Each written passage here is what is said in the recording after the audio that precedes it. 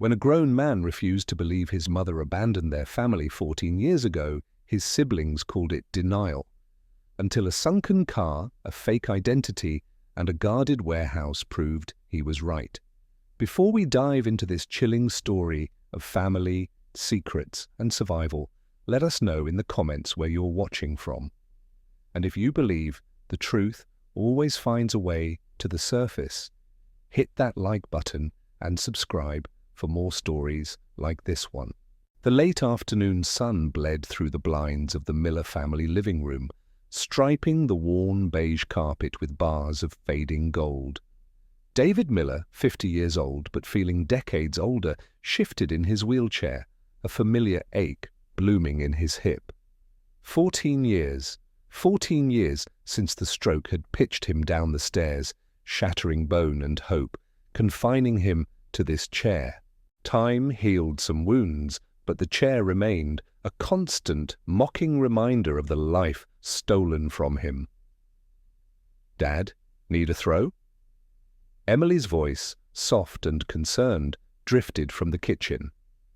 At 19, the youngest, she was the only one still living at home, shouldering his care with a quiet competence that tugged at David's heart. She appeared with a faded quilt before he could answer. "I'm all right, Em, just stretching," David managed, the familiar weariness coating his words. "What time did Ben say he'd get here?" "Said around 6, Matt, David's second son, glanced up from his phone. 25, an accountant downtown, Matt possessed his father's solid build, but carried himself with a careful, measured reserve forged in the years after their mother vanished. He'd clawed his way through college on scholarships and sheer grit. "Should be any minute." "Alex, honey, could you turn that down just a bit?" Sarah called from the dining room.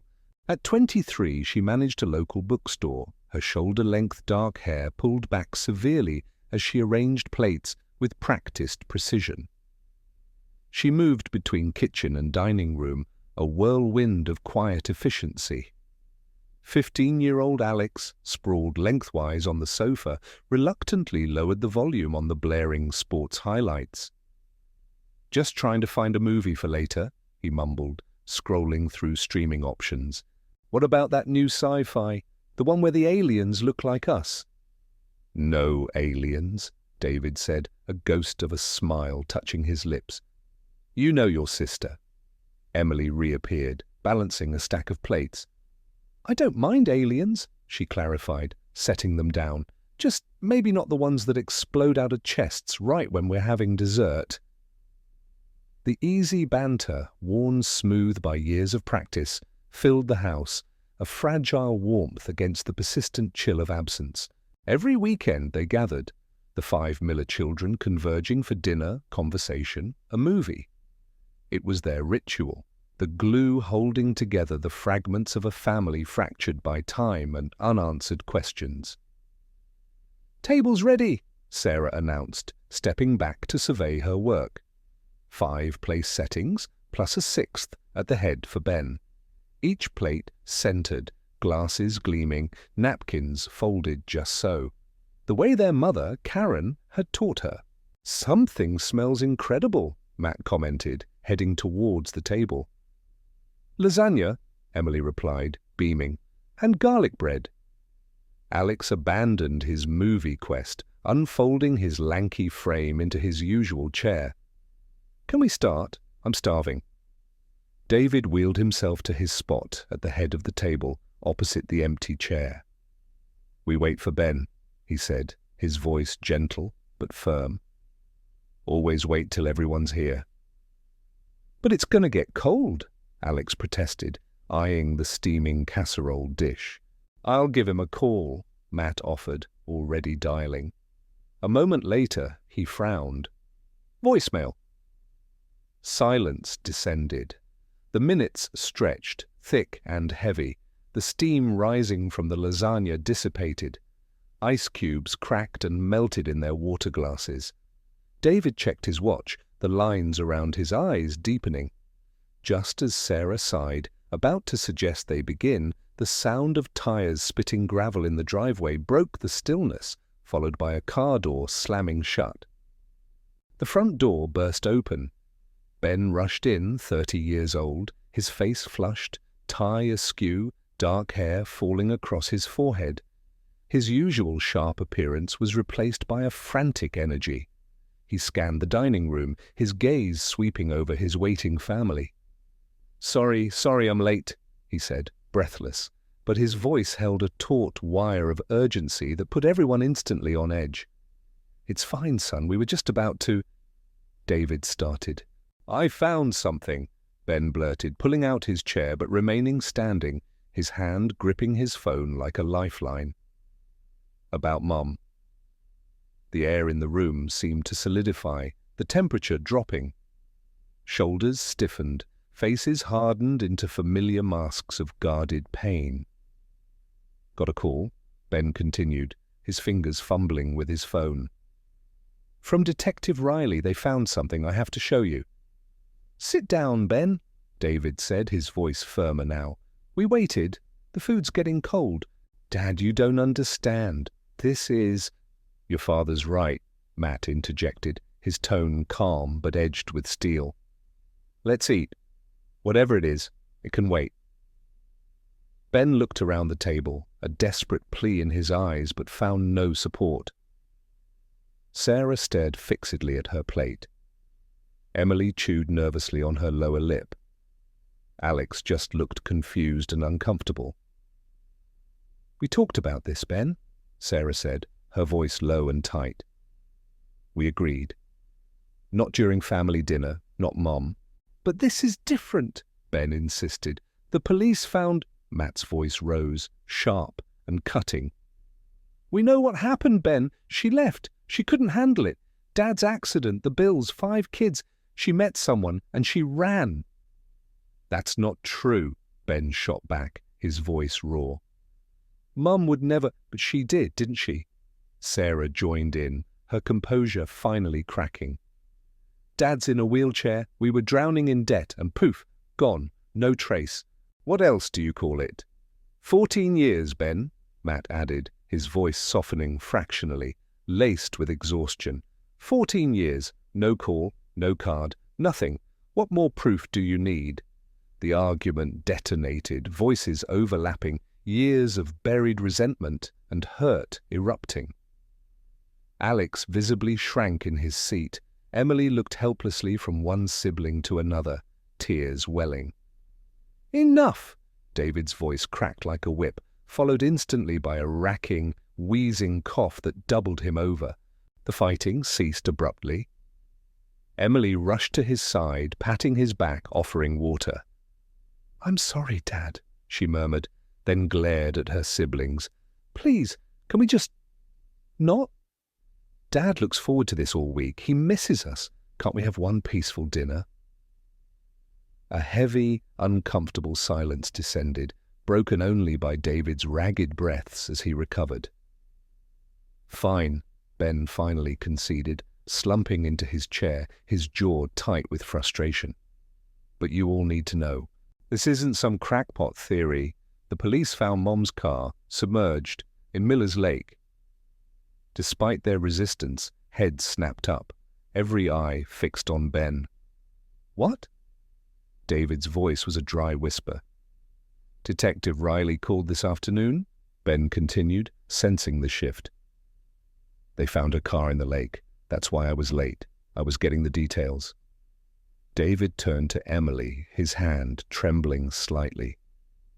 "Get my phone, honey. Side table." She retrieved it quickly. David scrolled through his notifications, his face paling. 4 missed calls from Detective Riley," he confirmed, looking up at Ben, dread in his eyes. Did they find her?" Ben shook his head. "I don't know. He said they're still processing the scene. He said it might help if we came down." The family exchanged stunned glances.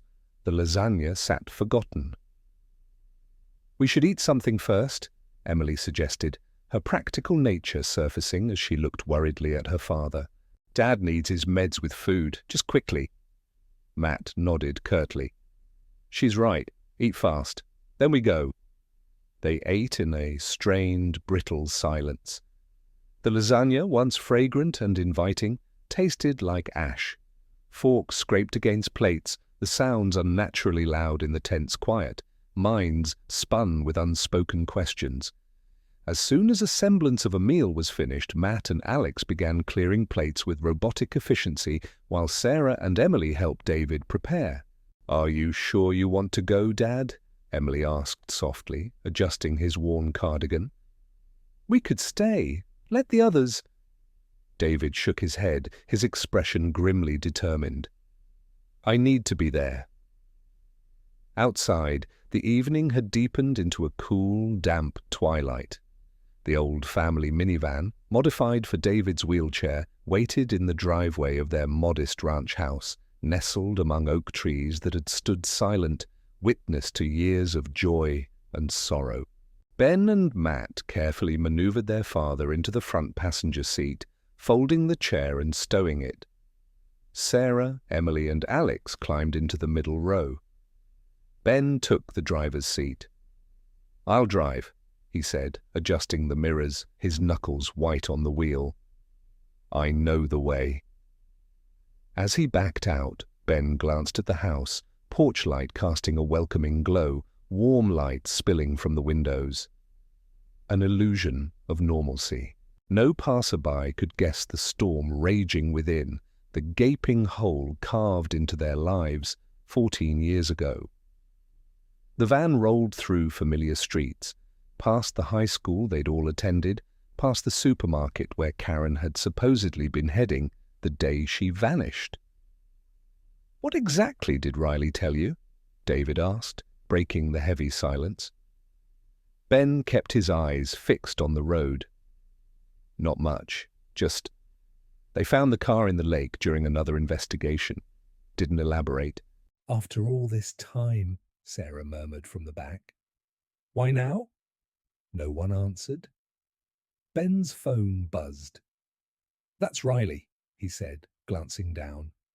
"Sending the location, Miller's Lake." "That's 30 minutes out," Matt noted, frowning. "What would Mum's car be doing way out there?" The unspoken question hung heavy in the air. Miller's Lake was remote, isolated, a place you went if you didn't want to be found. The rest of the drive passed in uneasy silence. Town lights gave way to sparse streetlights, then darkness. The paved road turned to gravel, then dirt. Ben switched on the high beams as they entered a winding access road through dense woods. The van bounced and swayed over ruts and potholes. Finally, the trees opened onto the dark, choppy surface of Miller's Lake. Red and blue police lights pulsed silently along the shore, reflecting off the water. Ben parked as close as he dared. "Ready, Dad?" David nodded, his face a mask of stone. Matt and Sarah helped him into his wheelchair. Emily placed a steadying hand on his arm. As they opened the doors, the smell hit them.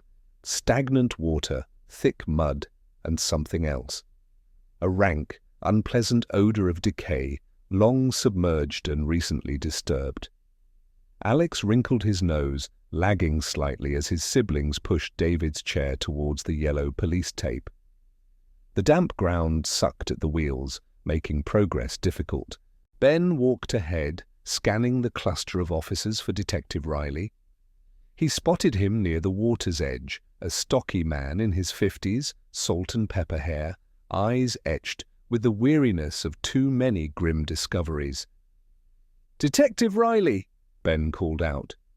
Riley turned, recognition dawning. "Ben, you made it." His gaze shifted past Ben to the approaching family. "Brought everyone, I see." "We needed to be here," Ben said simply. "What did you find?" Riley gestured towards the shore. A tow truck stood silent, its work done. Resting on the muddy bank, dripping water and draped in weeds and silt, was a car, or what was left of one. Despite the ravages of time and water, the faded blue paint of the sedan was unmistakable. Karen Miller's car. Found it this afternoon, Riley explained, as the family gathered around, staring at the wreck. Helicopter pilots spotted something reflective during an unrelated surveillance flight, drug trafficking op. David stared, his face unreadable. Did you find... He couldn't voice the full question. No bodies, Riley answered gently, understanding. Car was empty when we pulled it. Empty? Matt repeated, disbelief clear in his voice. Are you sure? Positive, Riley confirmed. But we found some items inside. What kind of items? Ben pressed. Riley produced a sealed evidence bag. Inside, water-damaged but recognizable, was a photograph. This was in a Ziploc in the glove compartment. Your mother? David reached out with a trembling hand, taking the bag, his gaze fixed on the faded image of Karen, smiling, carefree, captured in a moment before everything shattered. There was something else, Riley continued, his tone shifting, becoming more careful. Items belonging to a man, men's sunglasses, a baseball cap, a receipt from a hardware store with a man's name on it. I knew it, Sarah breathed, her voice tight with bitterness. She did run off with someone. That's not fair, Ben protested. We don't know. What else could it be, Ben? Matt challenged, his voice flat. Mum's car, bottom of a lake, some guy's stuff inside. No, Mum. It's pretty damn clear she staged this whole thing. Our initial assessment suggests the car was deliberately sunk, Riley added quietly. Windows were down, no signs of a crash, no indication of violence or foul play at the vehicle. Oh, she knew abandoning minor children was illegal, Sarah said, crossing her arms, her earlier vulnerability hardening back into cynicism. Couldn't just walk away clean, so she made it look like something else. That's insane, Ben argued, desperation creeping into his voice. Mum wouldn't abandon us. There has to be another explanation. Alex, silent until now, spoke up, his voice small. Why would she leave? When Dad needed her? When we needed her? Sometimes people break, Alex, Matt said softly, looking away towards the dark water. The pressure. Dad's bills. 5 kids. Maybe she just found a way out. Ben turned pleadingly to Detective Riley. You don't really believe that, do you? There has to be more. Riley sighed, rubbing the back of his neck. Son, I've been doing this job 27 years. People disappear because they want to. Sometimes they go to extraordinary lengths. Why find the car now? David asked, his voice steady despite the tremor in his hands. After 14 years? Like I said, pure chance, Riley replied. The helicopter, the angle of the sun, just bad luck for her, I guess.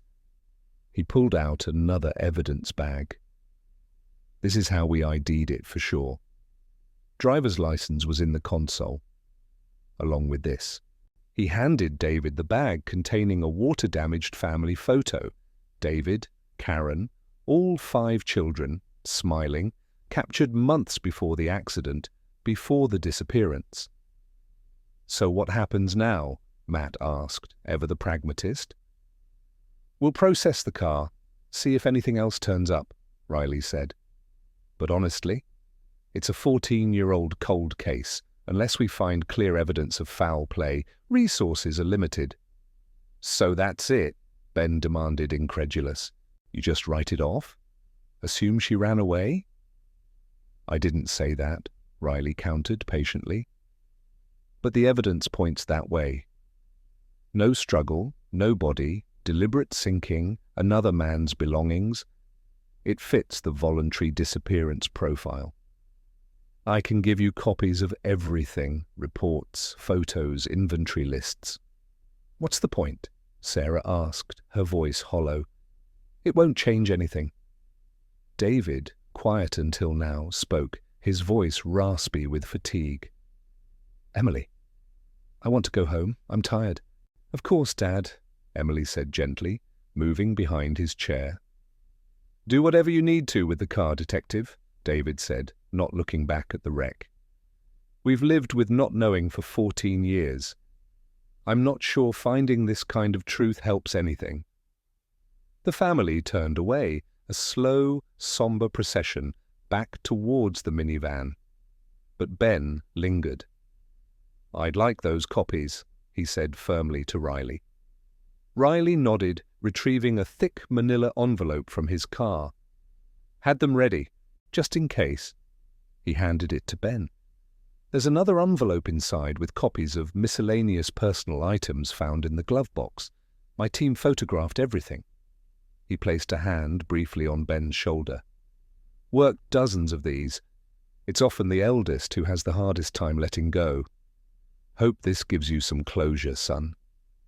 Ben clutched the envelope, its weight feeling immense. Closure?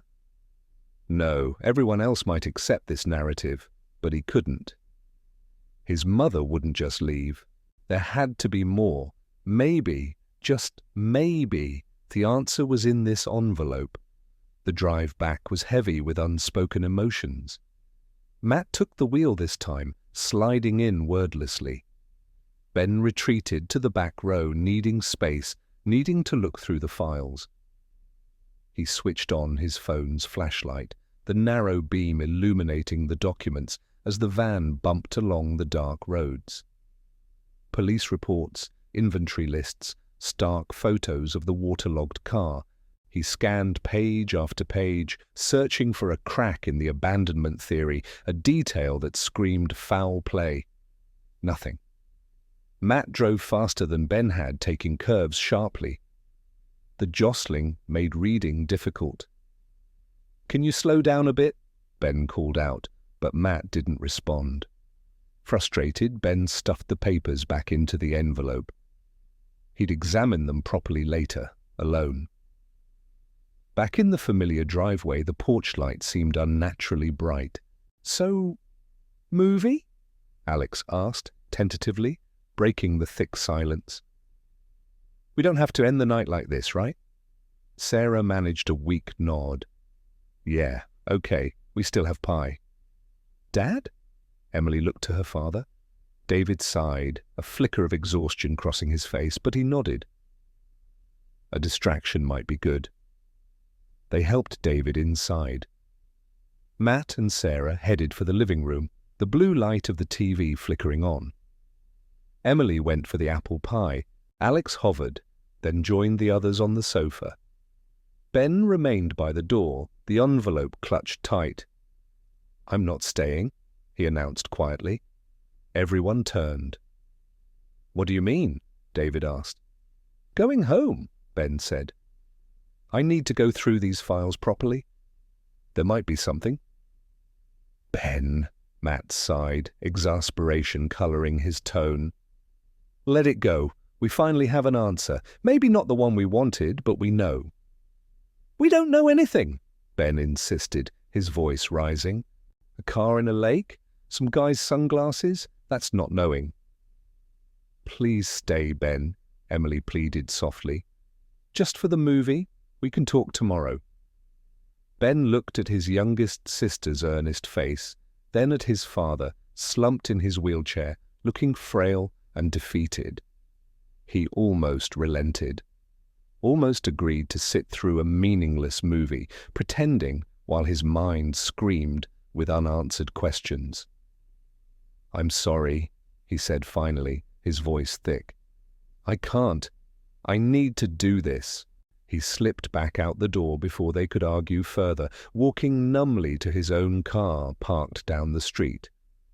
Through the living room window he saw them settling in. David at the end of the sofa, Emily perched beside him, the others finding their usual spots. A tableau of forced normalcy. He sat in his car, keys in the ignition, engine off. "Where are you, Mum?" he whispered into the darkness. "What really happened? Did you leave us?" He swiped angrily at a tear. "I was the oldest," he muttered, gripping the steering wheel. "After Dad got hurt, I had to step up. Got a job, delayed college, helped with the others, held us together. And now they think I'm the crazy one for not believing you just walked away." Taking a ragged breath, he switched on the interior light and pulled the documents from the envelope again, spreading them across the passenger seat. He noticed the smaller envelope Riley had mentioned, miscellaneous personal items. He opened it. Photocopies, receipts, notes, and what looked like a lease agreement. Water-damaged, blurry but partially legible. Dated about 3 months after Karen disappeared. The name wasn't Karen Miller, it was Eleanor Vance. But the signature, faint, smeared, but unmistakable, that looping K disguised as an E, the familiar swooping M turned into a V. His mother's handwriting. "Eleanor Vance?" he whispered, his heart suddenly pounding. "Mom used a fake name?" He scanned the document. An address. He quickly typed it into his phone's map app. Satellite view showed not a house, not an apartment. An industrial zone on the outskirts of the city. A warehouse surrounded by similar buildings. Why would Mom rent a warehouse under an alias? Then another detail snagged his attention. The lessor's name, Victor Martel. The name tickled his memory. A quick search pulled up old news articles. Local businessman Victor Martel questioned in money laundering probe. Martel cleared of fraud charges. Martel Properties linked to predatory lending, a shady operator always skirting the edge of the law. He looked back at the house, the flickering TV visible through the window. His family, seeking solace in a movie, convinced their mother had abandoned them. Showing them this now, they wouldn't believe it. They'd dismiss it, explain it away. "Okay, Mom," he whispered, gripping the lease copy. "Guess it's just me, then." He put the car in gear. Not towards his apartment. Towards the industrial zone. Towards the address on the lease. Towards Victor Martel, Eleanor Vance, and maybe, finally, towards the truth. The GPS guided Ben through darkening streets into a landscape of decay. Streetlights grew infrequent, buildings larger, more dilapidated. Chain-link fences topped with razor wire guarded silent lots. Grimy truck stops cast harsh fluorescent glows. 20 minutes later, "You have arrived at your destination." Ben slowed, peering at a low, weathered building set back from the road. A faded sign hung crookedly. Quality Furniture Refurbishing. He pulled into the gravel lot, parking away from the building. It looked barely operational, yet a dim light shone from within, and an old pickup truck sat near a side entrance. The windows were papered over from the inside. He cut the engine, the silence suddenly deafening. What now? He hadn't planned this far. Knock on the door at nearly 10 p.m. As he debated, the side door opened. A man emerged, older, maybe early 60s, carrying a steaming mug. He spotted Ben's car immediately and started walking towards it, his pace unhurried but deliberate. Ben's instinct screamed drive, but this might be his only chance. He rolled down his window part way as the man approached. He looked like a night watchman, weathered face, sharp eyes, light jacket over a nondescript uniform shirt. "Evening," the man said, his voice surprisingly mild. "Bit lost. Not much brings folks out here this late." Ben scrambled for a plausible story. The truth felt too dangerous. "Yeah, think I missed a turn," he said, forcing a casual tone. "Saw this place, though. I run a small online business looking for warehouse space. Saw the light on, thought I'd take a shot, see if it's available." The guard sipped his coffee, studying Ben over the rim. "Ain't for sale." "Who owns it?" Ben asked, trying to sound like a curious entrepreneur. "Harvey Martel," the guard replied. Ben's breath caught. Martel. "Harvey Martel? Son of Victor Martel?" The guard raised an eyebrow. You heard of Victor?" Ben feigned ignorance. "Should I have?" Owned half the property around here, the guard explained gruffly. Passed a few years back. Harvey runs things now. I see, Ben said, mind racing. Any way to reach Harvey, maybe discuss renting? The guard chuckled, a dry, humourless sound. Harvey? Nah, private man. Don't deal direct, especially with folks showing up after dark. Is there a manager, someone I could talk to tomorrow? The guard considered, taking another sip. Tell you what, come back business hours, ask for Ronnie, handles Harvey's affairs here. Ronnie, Ben repeated, locking the name away. Yeah, Ronnie, he'll be here. I report to him. Can let him know someone stopped by interested in space. Great, thanks, Ben said, deliberately not offering his name or number. I'll do that. He started to roll up the window, then hesitated. One more question. A huge risk. Say, he called out, trying to sound offhand as the guard started walking away. You wouldn't happen to have heard of a woman named Eleanor Vance around here, would you? The change was instantaneous.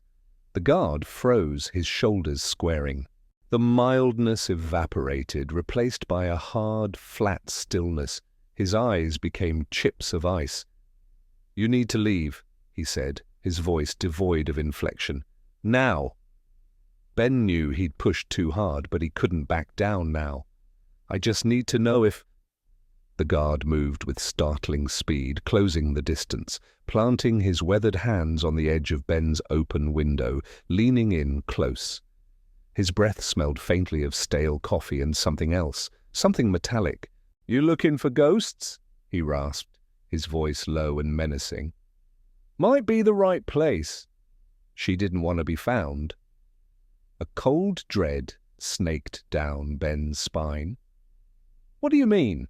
Who didn't want to be found? The guard straightened, rapping his knuckles sharply on the car door. You want to talk about that? Come see Ronnie tomorrow, but I wouldn't if I were you. Another sharp rap. Go on, get. Ben didn't hesitate this time. He slammed the car into reverse, backing away quickly, watching the guard stand motionless, a dark silhouette tracking him until he turned onto the main road. His mind exploded. The guard knew Eleanor Vance, his mother's alias. She didn't want to be found. Did that confirm the family's theory? Or was it a threat? And ghosts? What did that mean? It didn't fit together, but it felt terrifyingly real. For the first time in 14 years, Ben felt the cold edge of genuine fear, but also proximity. He was close, dangerously close. The dashboard clock read 11:35 p.m. Ben drove aimlessly for a few minutes, the guard's words echoing. She didn't want to be found. It sounded like confirmation of abandonment, yet the hostility, the mention of Ronnie, it felt darker. He couldn't go back to his family with this, not yet. They dismissed the guard as a crank, the alias as proof of Karen's deceit. Matt, practical Matt. Sarah, hardened Sarah. Emily wanting peace. Alex, barely remembering her. David, lost in his own grief and guilt. None of them wanted this Pandora's box reopened, but someone else might. He pulled over, fumbling for Detective Riley's card. He hesitated, going rogue, investigating on his own. Riley would be furious, but the guard's reaction, the name Ronnie, it was too significant. He dialed. Riley answered on the fourth ring, his voice thick with sleep. Riley. Detective, it's Ben Miller. Sorry, I know it's late. Rustling sounds. Ben, everything okay? I found something in those copies you gave me. Ben decided to ease into it. A lease agreement, miscellaneous envelope. For a warehouse. Under the name Eleanor Vance, but the signature. Detective, it's my mother's handwriting. A pause.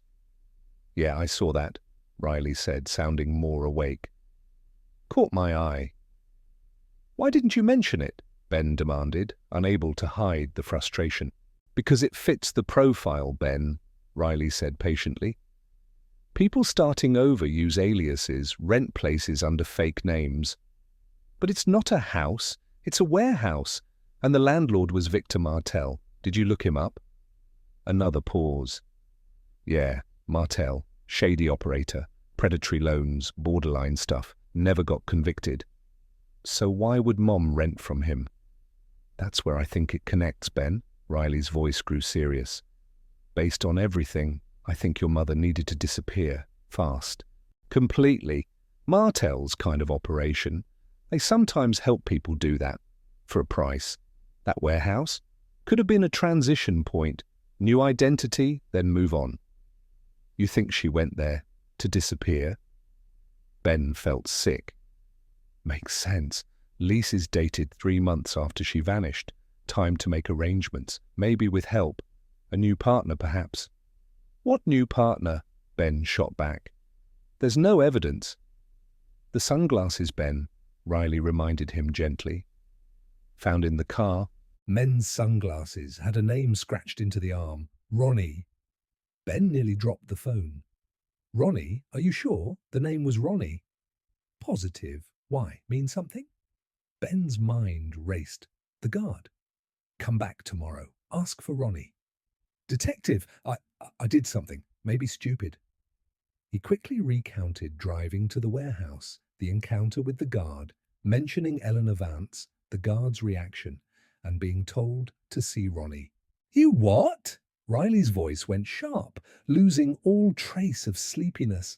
Ben, that was incredibly reckless. If Martel's operation is involved, I know, but he reacted. He knew her name, and he mentioned Ronnie. The guard mentioned Ronnie. A long silence. When Riley spoke again, his voice was tight, controlled. Ben, listen to me, very carefully. These people, if they're tied to Martel, they are dangerous. If they think someone is digging into your mother's disappearance after all this time, they will protect themselves. I don't want you going anywhere near that warehouse again. Understand? But, no buts, Riley cut him off. This is now an active police investigation. We handle it. Warrants, backup. You stumbling in could blow everything. Get yourself killed. So I just wait? Ben felt frantic. Yes, that's exactly what you do. I appreciate the intel, but step back. Let us work. The guard told me to come back tomorrow, to meet Ronnie. It could be our only chance. Absolutely not, Riley's voice was iron.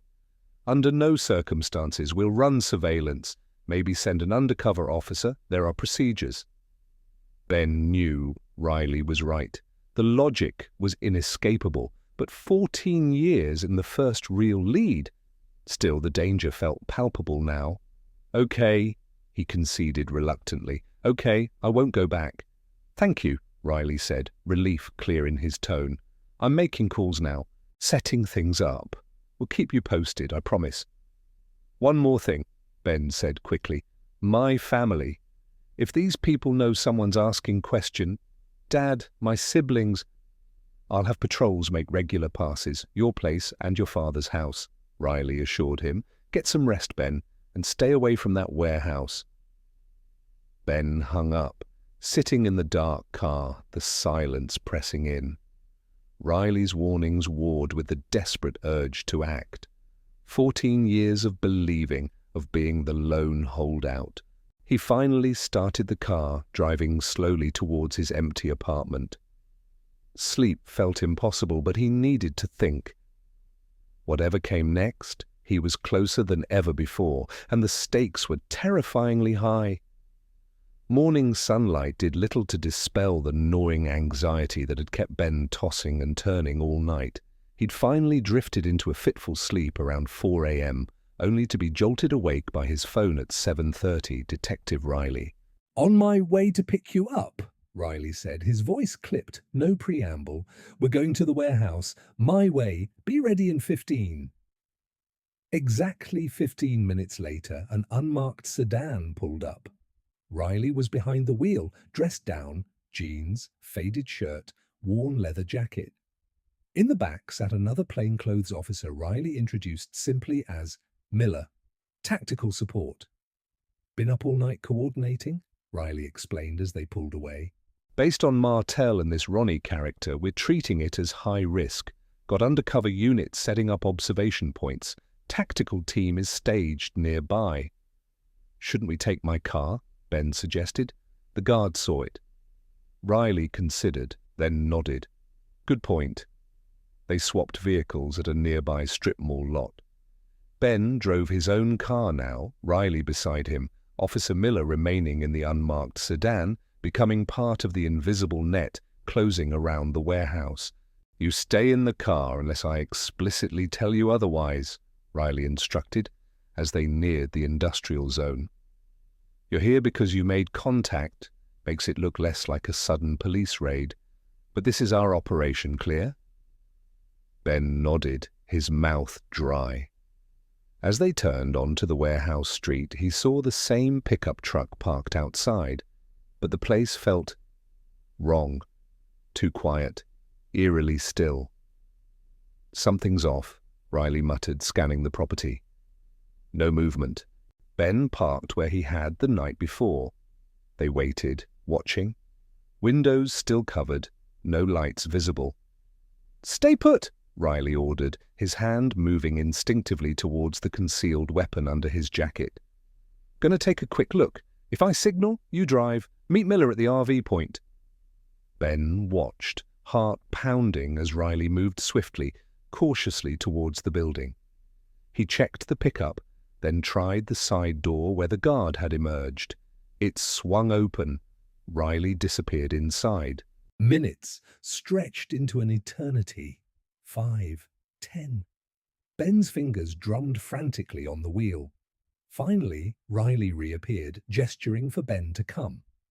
Ignoring the voice screaming caution, Ben scrambled out and hurried across the gravel. Empty, Riley said grimly as Ben reached him. Cleaned out. Must have spooked them last night.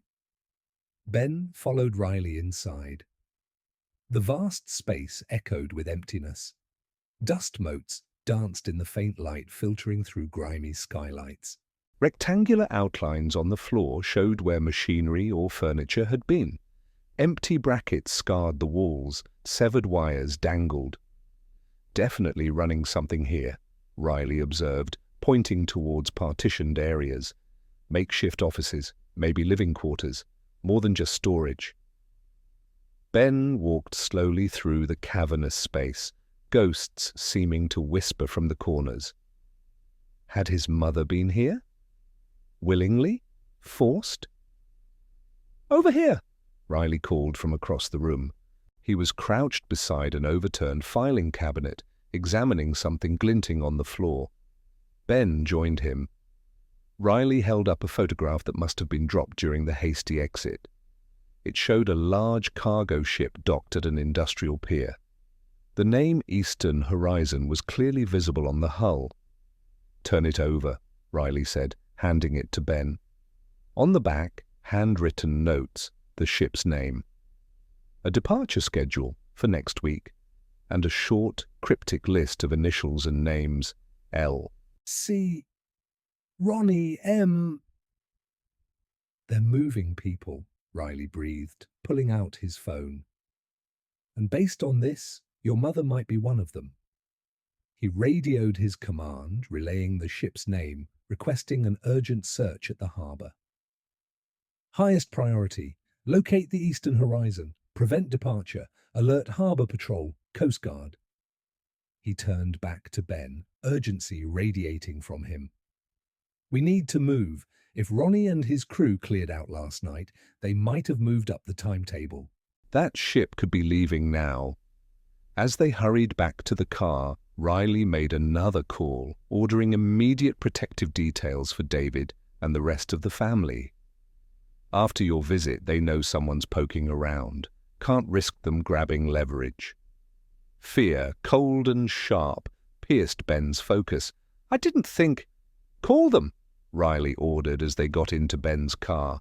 Now, each one. Tell them what's happening. Tell them police are coming. Stay put. As they sped towards the harbour, Ben made the calls. His father, shocked, angry. Matt and Sarah, skeptical but frightened. Alex, confused. Emily just terrified. All agreed to cooperate. "They're warned," Ben reported, his voice tight. "Not sure they believe the danger, though." "Better safe," Riley said grimly. "If this crew is tied to Martell, they won't hesitate." The harbour sprawled before them, a maze of piers, cranes, and massive ships. Riley flashed his badge at the main gate, explaining the situation. The guard waved them through towards the harbour master's office. Inside, chaos. Uniformed officers, harbour officials, radios crackling. "Status on eastern horizon?" Riley demanded, approaching the officer in charge. The officer's face was grim. "She sailed last night, Detective, nearly 12 hours ahead of schedule. Got special clearance, cited weather concerns." "Meteorologists say skies were clear." "They knew," Ben whispered, the realization hitting him like a physical blow. "My asking about Mom." "They knew." Riley put a steadying hand on Ben's shoulder. "Not over yet. Harbour patrol's out. Coast Guard's been alerted, mobilizing cutters and aircraft. She can't have gotten too far." "What about here?" Ben asked, gesturing towards the docks. "Ronnie? His people?" "Ahead of you," the officer replied. "Detained several dock workers connected to the early departure. Questioning them now." "Good," Riley nodded. "Let's head to the station. I want to sit in." The drive to the police station was a blur of tense updates crackling over Riley's radio. Coast Guard aircraft has visual 100 miles offshore, heading south. Vessels en route to intercept. Could she really be on that ship? After 14 years, the station buzzed with frantic energy. And there, in the waiting area, huddled together, was his family. David, looking lost in his wheelchair. Emily beside him, hand on his shoulder. Matt and Sarah side by side, masks of worry and disbelief. Alex, fidgeting nervously. "What are you all doing here?" Ben asked, rushing towards them. "Police brought us," Matt said, standing. "Precaution. Said it was safer." "Safer from what?" Sarah demanded, arms crossed. "Ben, what did you do?" Before Ben could answer, Riley stepped forward. "Your brother," he said, his voice calm but firm, addressing the family, "may have uncovered the truth about your mother's disappearance, and that truth might put you all in danger." He quickly briefed them. The warehouse, the alias, Martell, Ronnie, the ship, the possible forced involvement. "So, Mum didn't leave?" Emily whispered, her eyes wide with fragile hope. "She was taken?" "The evidence suggests she became entangled with a criminal organization run by Victor Martell, now likely his son Harvey," Riley explained. "We believe she was forced to work for them, possibly due to a debt or other coercion." "Debt?" Matt objected. "Mum didn't handle the money. Dad did." David, silent until now, cleared his throat, his voice rough. "That's not entirely true." All eyes turned to him. "After the accident, the medical bills?" His voice faltered. "Insurance didn't cover it all. Karen, she was desperate. Tried banks, couldn't get loans. We were maxed out. I was out of it. Rehab, pain. I didn't know what she was doing exactly to keep us afloat." Ben knelt beside his father's chair. "Dad, are you saying Mom might have borrowed money from someone like Martell?" David nodded slowly, tears finally spilling, tracing paths down his weathered cheeks. "She mentioned once, found a way to handle things, told me not to worry. I was so wrapped up in myself. I didn't ask. God, I should have asked." Riley pulled up a chair. "Mr. Miller, did she ever mention names? Martell? Ronnie?" David shook his head. "No names, but she said something odd. A week or so before she vanished. Said, 'Everything I do for you all.' I thought, stress, you know. Never imagined." His voice broke. Emily squeezed his shoulder. The men we picked up at the harbour are being questioned, Riley said, addressing them all. Hopefully they can tell us more about the ship, about who might be on board. I want to talk to them, Ben said immediately. Riley hesitated. Not standard procedure, Ben. Please, Ben insisted. I saw the guard. Maybe I recognize someone else. Maybe they recognize me. Riley considered, then nodded curtly. Observer only, I do the talking. He led Ben to an observation room overlooking an interrogation suite. Inside, a sullen dock worker stonewalled two detectives. Not him, Ben said. They watched for a few minutes. Nothing. Second interrogation room. An older man sat calmly, handcuffed to the table. Ben stiffened. That's him, the guard from the warehouse. You're sure? Riley studied the man through the one-way glass. Positive. He's the one who mentioned Ronnie. They listened. Unlike the dock worker, the guard was calm, almost nonchalant. Admitted working security for Harvey Martell, denied knowing anything about the Eastern Horizon's cargo or destination. He's lying, Ben muttered. He knew about Mom. Riley watched intently, then made a decision. I'm going in. Stay here. Ben watched as Riley entered, introduced himself, and sat opposite the guard. Riley's approach was conversational, almost friendly. You know, we've been watching that warehouse, he began, a calculated bluff. Identified a lot of the folks who passed through, including Karen Miller. The guard's expression remained blank, but Ben saw the subtle tightening around his eyes. We figure she was forced, Riley continued smoothly. Debt, maybe. Working it off for Martell. Question is she still alive? Is she on that ship? Don't know what you're talking about, the guard mumbled. Funny, Riley mused, leaning forward slightly, because you seem to know exactly who she was when her son asked about Eleanor Vance last night. A flicker in the guard's eyes, quickly suppressed. Her son's here, by the way, Riley added casually. ID'd you instantly. Pretty determined kid, after 14 years believing his mum walked out.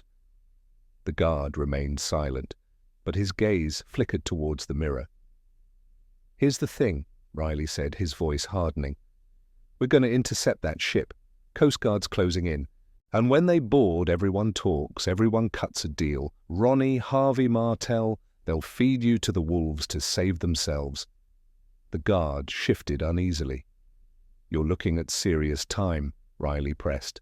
Kidnapping, false imprisonment, human trafficking, but you help us now. Tell us where that ship is headed. Confirm Karen Miller is on board. I can talk to the DA. Put in a word. Silence stretched. The guard sighed, a long, rattling sound. I'm old, he said finally, his voice raspy. Sick. Prison's just another place to die. Then do one decent thing, Riley suggested quietly. Help a family find their mother. The guard stared at the table, then leaned forward conspiratorially. Can't tell you where it's going. Don't know. Need to know basis. But maybe I can give you something else. What? There's an app. Secure comms system Ronnie uses. My login. Might still work. Got GPS tracking for the ship. Camera feeds from inside. How he keeps tabs. Riley's eyes lit up. And you'll give us access? The guard nodded slowly. Like I said, dying anyway. Might as well. Riley slid a notepad across the table. Write it down. Everything. As the guard began scribbling, Ben felt a surge of hope, so fierce it almost buckled his knees. Real evidence. She hadn't left. She might be alive. Riley emerged moments later, clutching the notepad. Tech team, now, he said to Ben, already moving down the corridor. If this app work, we might get eyes on her. They burst into the tech lab, Riley handing the login info to a specialist. Need access? Stealthily. Can you do it? The tech nodded. Should be able to mirror the session, won't trip alarms. Give me a few. Ben and Riley returned to the waiting area. The family looked up, hope and dread warring on their faces. Did you learn anything? Matt asked, standing again. Potentially, Riley said carefully. The guard gave us access to an app. Might let us track the ship, see who's on board. Techs are working on it. And Mum? Alex asked, his voice trembling slightly. She really might be alive? It's looking that way, Alex, Ben said gently, meeting his brother's gaze. Dad told us about the bills, how Mum was desperate. It makes sense now. Borrowed from Martel, couldn't pay. They forced her. But 14 years, Leah whispered, her skepticism finally crumbling. No contact. These groups isolate people, Riley explained. Threats control. If Karen thought contacting you would put you in danger, she might have stayed silent to protect you. David reached out, grasping Ben's arm, tears streaming freely now. I should have known, he choked out, all these years, blaming her, thinking I drove her away. None of us knew, Dad, Ben said, squeezing his hand. But we're going to find her. Bring her home. Riley's phone shrilled. He answered, listened intently. Right there. He turned to the family. They're in. They want us in the lab. Now. They moved together down the corridor, a tight knot of fear and hope. David's chair pushed by Matt, Emily and Sarah flanking him, Alex sticking close to Ben. The lab buzzed with quiet intensity. The tech specialist beckoned them to a large, central monitor displaying a map. A single blinking dot crawled across the blue expanse. That's her, Eastern Horizon, the specialist said. GPS tracker active, about 120 miles out, heading south-southeast. Coordinates relayed to Coast Guard. Can you get the cameras? Riley asked. The specialist typed rapidly. Limited feeds, work areas mostly, cycling through now. The screen split into multiple windows, cargo holds, engine rooms, corridors, and a few showing rooms with people, mostly women, working at tables, computers. Stop! Ben pointed urgently at one feed. That one! Enlarge it! The feed filled the screen. Several women sat at computers, backs partially turned. Zoom in, Ben whispered, his voice tight. Back row, the woman on the left. The image magnified, sharpened. A collective, sharp intake of breath filled the room. 14 years older, hair streaked with grey, face thinner, etched with lines of hardship, but unmistakably her. Mom, Emily sobbed, tears flooding her face. David reached a trembling hand towards the screen, a broken sound escaping his lips. Karen. Riley was already on the phone. Confirm visual identification. Catherine Karen Miller. Missing 14 years confirmed aboard Eastern Horizon. Repeat, visual confirmation. Proceed with caution. Multiple potential victims. He turned to the Millers, his voice steady. Coast Guard is closing. They'll board, secure the ship, get everyone off safely. Radio silence now, we don't want to tip them off. What do we do? Matt asked, his voice thick. We wait, Riley said simply, and we prepare for your mother's return. David sat weeping silently, staring at the image of his wife. Emily and Sarah clung together. Matt paced restlessly. Alex stayed near his father, occasionally glancing at Ben with wide, wondering eyes. Ben stood rooted by the monitor, his gaze locked on the screen. He felt Riley beside him. I knew it, Ben said quietly, not looking away. All this time, I knew she wouldn't leave. You never gave up on her, Riley observed. Ben finally turned, looking at his family, then back at the screen. She was the one who never gave up on us, he corrected softly. Whatever they did. For 14 years, she survived. In the charged silence of the lab, surrounded by the blinking lights and the impossible image of their mother, Ben felt the fractured pieces of his family begin to knit back together. Faith wasn't blindness, it was holding on to a truth buried under years of pain. His mother hadn't just endured, she had fought, in her own way, to protect them. Now it was their turn. Whatever waited on that ship, whatever came after, they would face it. Not as broken individuals, but as a family, finally ready to reclaim what had been stolen, bound by a love that time and darkness could not extinguish. They would bring her home.